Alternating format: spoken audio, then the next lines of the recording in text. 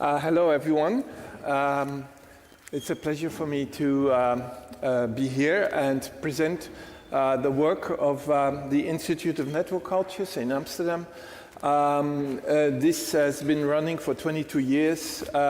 We're probably known in this context for our a network called Money Lab, which started in 2014 and is still running. This is the website, a WordPress site.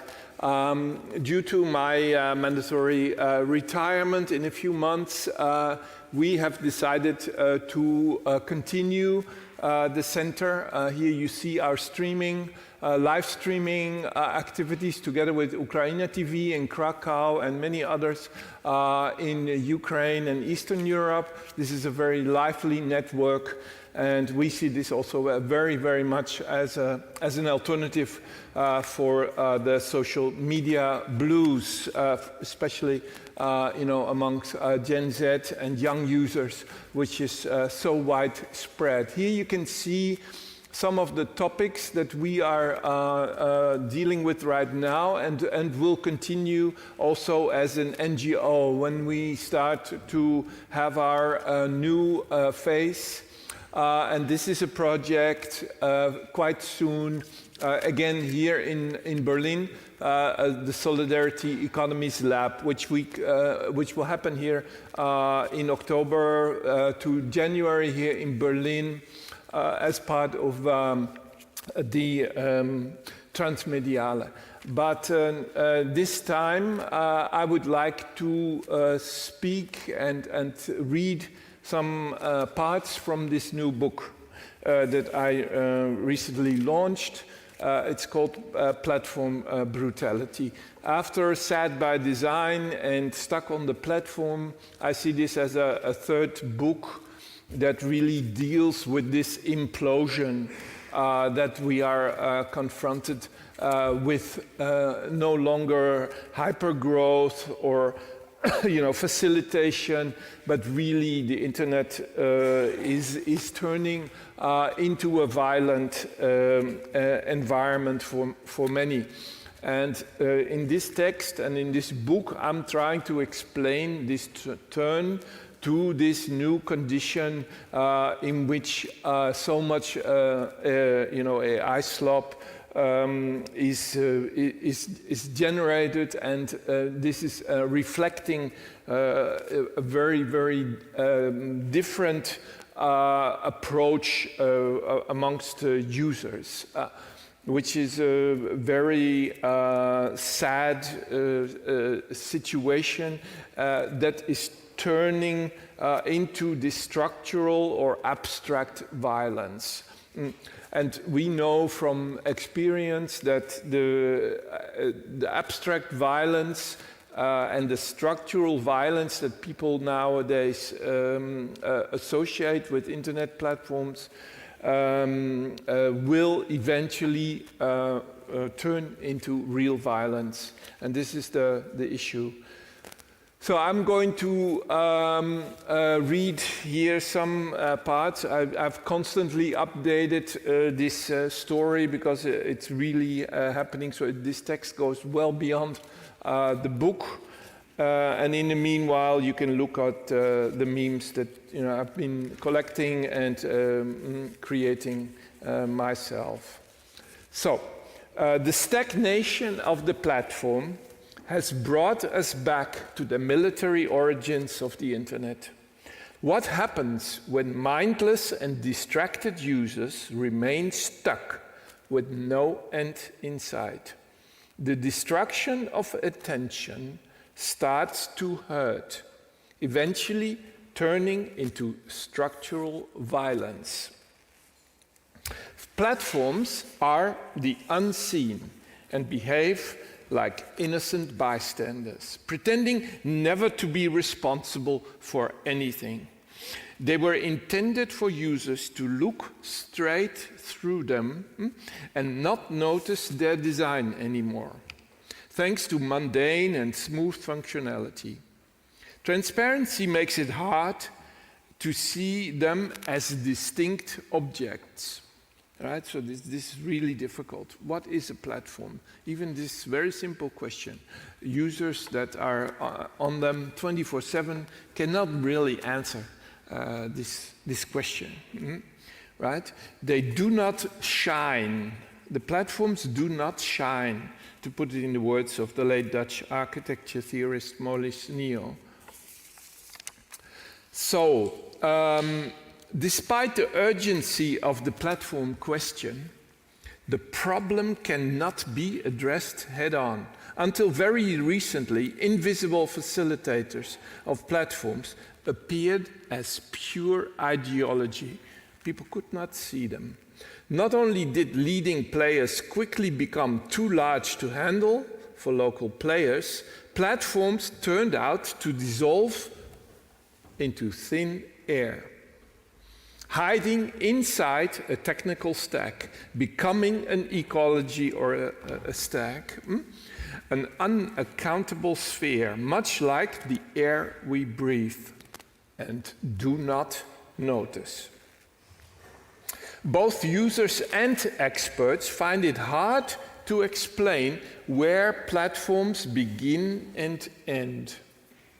As politicians are unwilling and incapable of breaking up big tech, the internal hyper-growth mechanism keeps generating new market behemoths.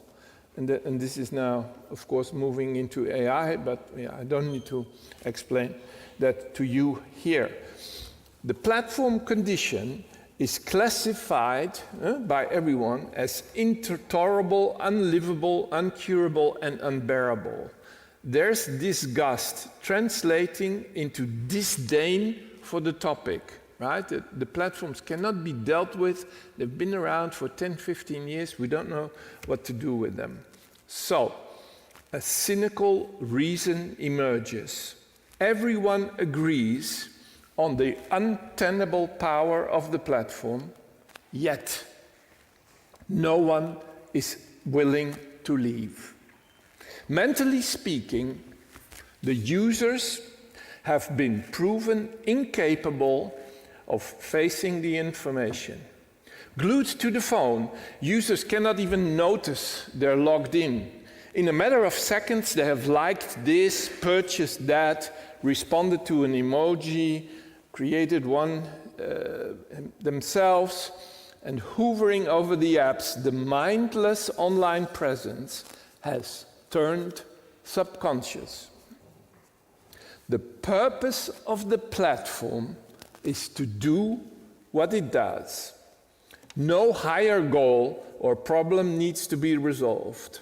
Once you've created a profile and clicked on something, the endless scroll takes over. From the moment you've signed up, the platform presents itself as a self-evident totality, a service that was, is, and always will be, ready to lure you to the next transaction. Now that you're part of the flow, any attention hook can pull you away. There's no longer the tiring obligation to build one's own social network. Just start swiping and the suggestions will appear automatically for your eyes only.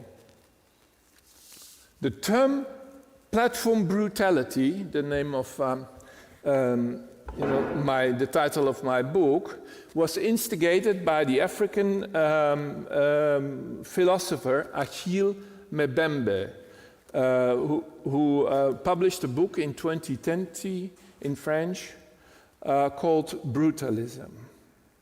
The thesis here is that instead of being portrayed as a machine of endless facilitation, the internet has hit a historical wall, and in response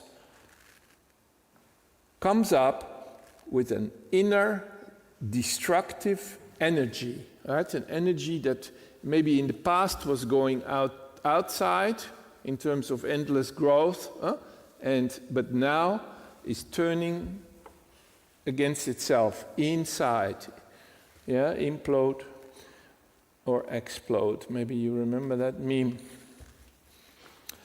As planetary machines, in a murderously frenzied state, platforms are at full capacity of mobilizing resources. So the platforms have, in fact, not yet declined or have disappeared. Quite the opposite. They're operating at maximum capacity. Loaded up with this potentiality, the platform used to present itself as a never-ending thin layer with which the techno-social is acting itself out. But this image can no longer be maintained. As a vast plane lacking depth, the platform facilitates a never-ending one-dimensional trip that is impossible to quit. As lost subjects endlessly toil around in it, digital reason has a hard time explaining the matter. And now I want to turn to an example that recently I studied and described. And this is the saga of Doge, right? And Doge is really very, very interesting example. And it's modeled, of course, after the takeover of Twitter in October 2022, when Musk moved in and destroyed the company he had just purchased himself, right? And so he took those experiences and thought he could scale them up in order to destroy, let's say, government bureaucracies, programs. Of course, US aid is the most, well-known example of a department that he single-handedly, closed down and destroyed in a matter of weeks. And it is estimated that, as an example of platform brutality, that within a couple of months, the Doge operation, meant that 300,000 people lost their jobs. Now, what is very important here is how this was done. And for this, I ask your attention to this theory, and that we really need a philosophy of what it means to delete. Right? Of course, hackers that invade your system, they know how to delete. But how to scale up? How these days deletion as a mass practice, mass deletion is practiced, right? And so when we're talking about abstract violence, structural violence, the act of mass deletion is becoming more and more important, okay? So, of course, it's part of modern warfare, but we find it, in fact, in any system. So, an example of today's abstract violence is the strategy of mass deletion. Digitally raising entries of the other is both symbolic and literal, right? So to delete someone, has multiple, let's say, layers and implications.